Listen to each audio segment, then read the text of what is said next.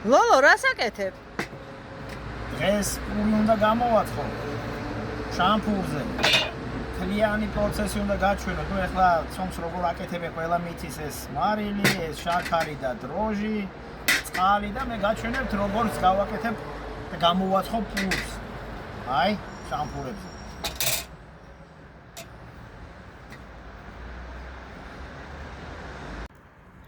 აბა შევამოწმოთ თუ გამოცხვა ლოლოს პურები.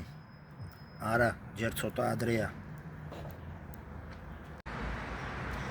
აბა ვნახოთ ლოლოს პური. ო, უკვე მზად არის. ეხლა შევამოწმოთ. აბა ლოლოს პური. ოპა.